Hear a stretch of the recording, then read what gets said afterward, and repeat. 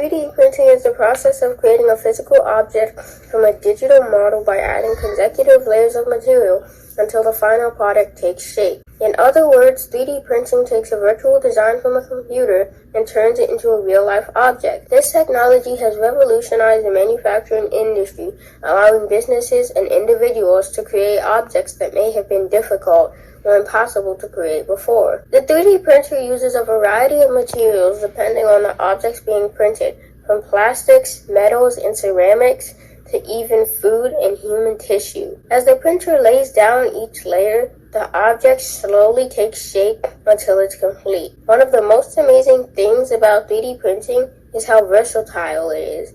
It can be used to create everything from toys, like this corn slide castle I've made here, or household items, like this container with a screw-on lid. It can even be used to make medical implants and even entire buildings.